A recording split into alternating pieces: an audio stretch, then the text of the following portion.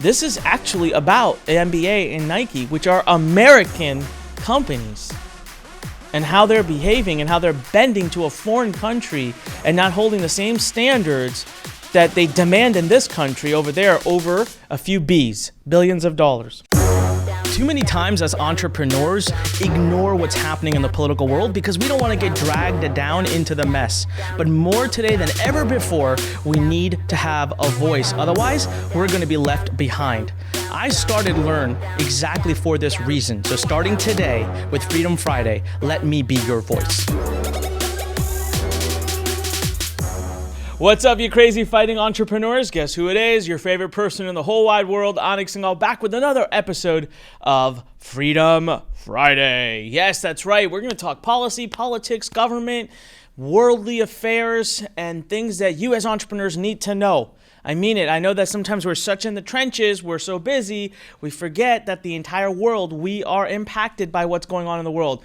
Sometimes I pick policies that directly impact us. Other times I pick policies that just really piss me off. And today, well, after I finished doing my research, I've decided I am pretty much boycotting the NBA and Nike. Now, that's not going to really impact the NBA at all because I never watched them anyways. But Nike, I'm putting you on notice. Look, I don't like to talk about stuff before I've done my full-blown research. So I don't like to just lean on what the media is telling me.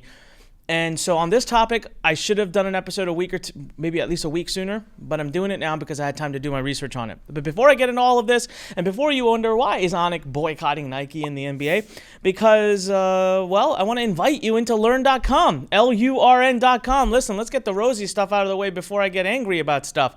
So you want to be an entrepreneur, you want to connect with over 10 million other entrepreneurs all over the world, because that's how many entrepreneurs we're going to put inside of our Learn platform.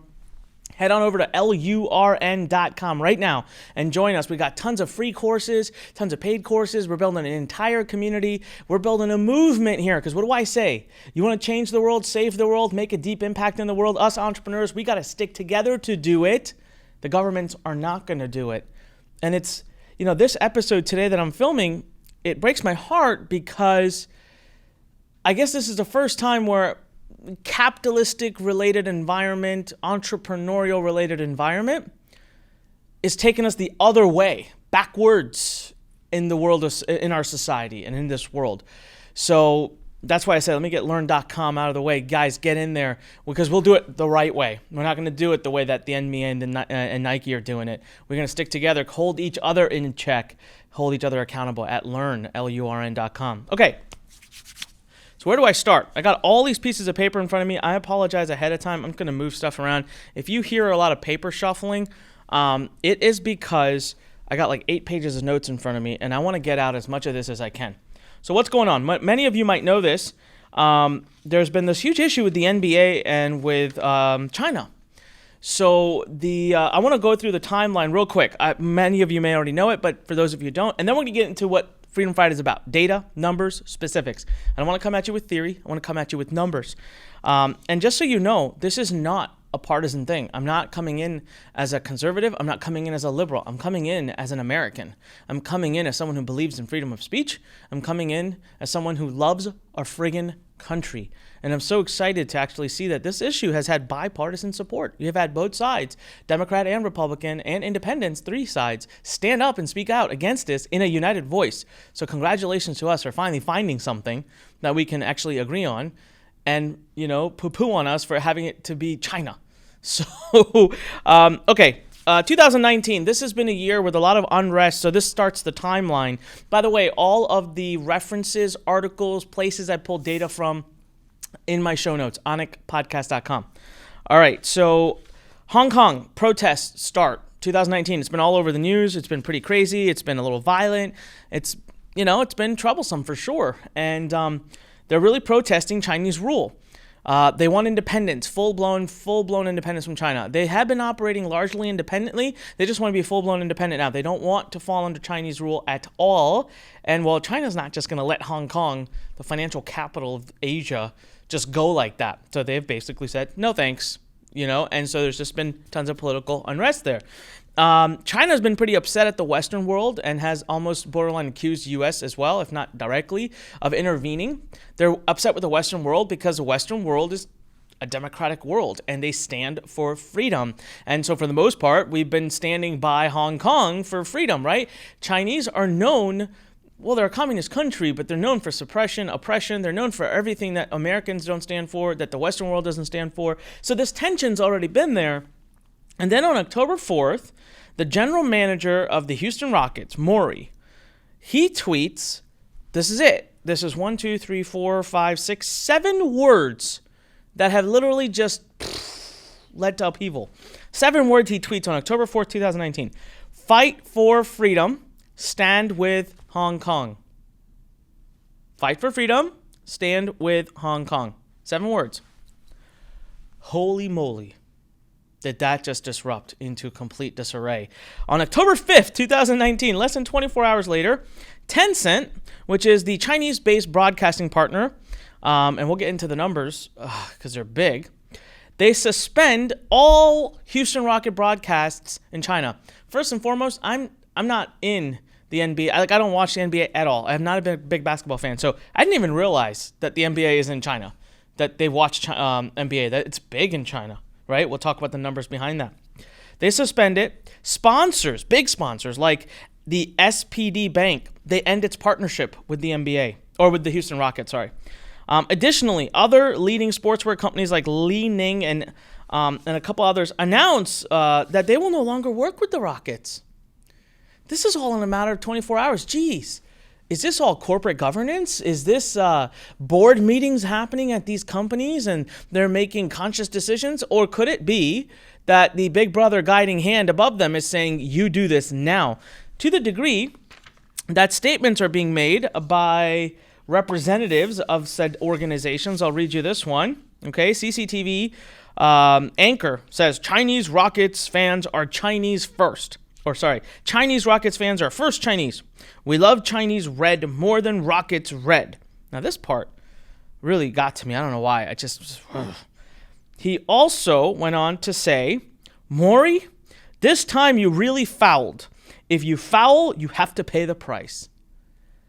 I can't help but just imagine for a moment if President Trump tweeted that. I know this wasn't the leadership of China, but my gosh, we would have absolute revolt upon our hands if he said something like that. Okay, so all, SHIT hits the fan. October 6th, we're just 2 days out now. Maury apologizes. Why? Because he gets hit up by, the commissioner of the NBA, and everyone in the NBA starts to distance themselves from him. How dare he say this? What? He said, stand up for freedom. But everyone's like, we don't have anything to do with him. The world erupts. Many politicians on both sides start to fight. People are really upset at the NBA that this is happening, because check out what happens. There are statements made directly against. So now the commissioner of the Chinese Basketball Association comes out and says how deeply shocked he is with the erroneous comments. Apologies are sent from the NBA to China. Positive statements are made about China, about how we deeply respect the Chinese tradition and blah, blah, blah, blah, blah. Okay, am I upset about this? Let's just talk about capitalistic moments, right? I get it. Protecting your business. China's 1.6 billion or so people.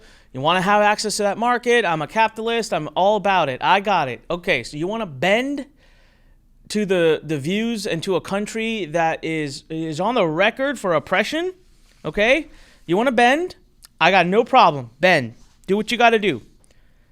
But man, oh man, are you a hypocrite. If you bend over there, but for us in America, you're super vocal.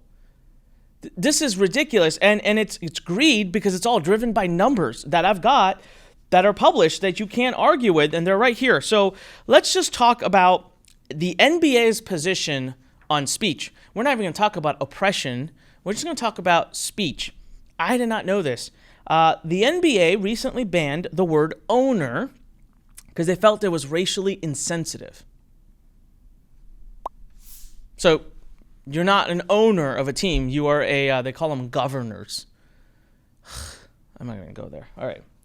Then they pulled their all-star game out of Charlotte, North Carolina. This is very recent. So this is now inside of America.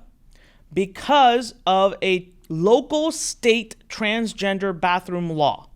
Basically, didn't agree with what the transgender community wanted. There was a law passed against it. So the entire All-Star game, and the NBA made public statements about how this is against, our viewers' rights and yada, yada, yada. Well, let me ask you something here, NBA. Do you have transgender bathrooms in China? How do they feel about that there? You still gonna play game over there? Okay, fine. NBA, how do you feel about the fact that China is officially on the record for putting 1 million Muslims in the equivalent of what we call I can't even say this word, internment camps, where they're literally put in a place, they're not allowed to leave? It's a camp?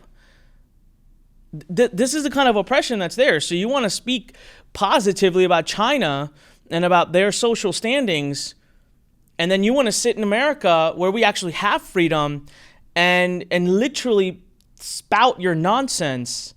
Man, I'm upset. I am actually upset. October 10th,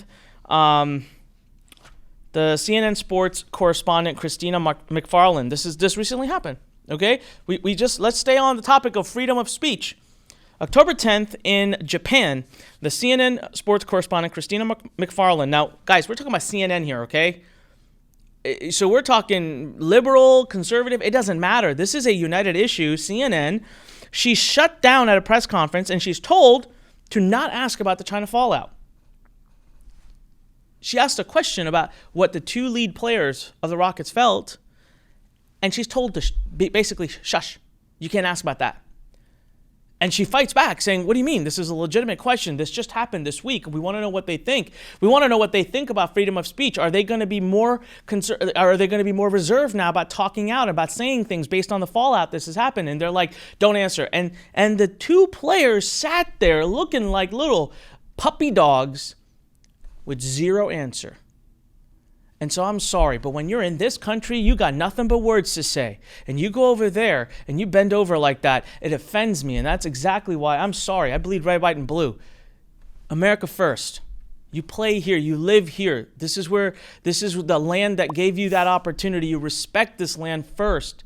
You don't go over there and sit quietly and just deal with whatever they're doing. I'm sorry. I'm never on here this upset, but numbers back it up. Guess what? I didn't know this either. 800 million viewers for the NBA in China.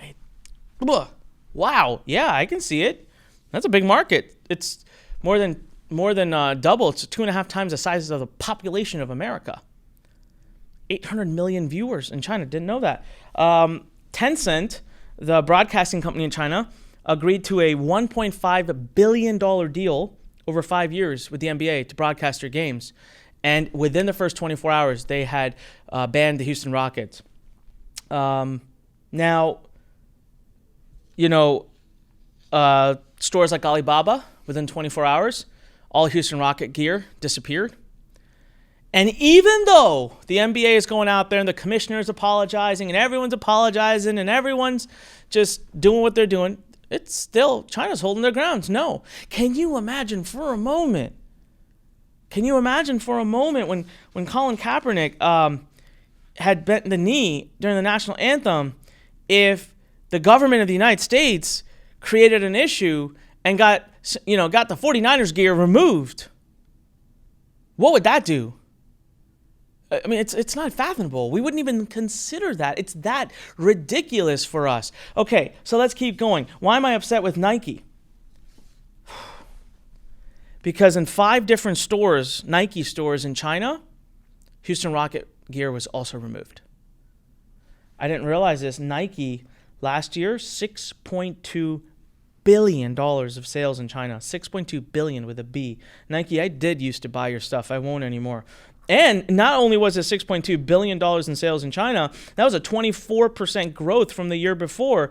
That's 17% of their total revenue coming from China. I can absolutely understand why they're freaking out, why they don't want NBA to have an issue with China.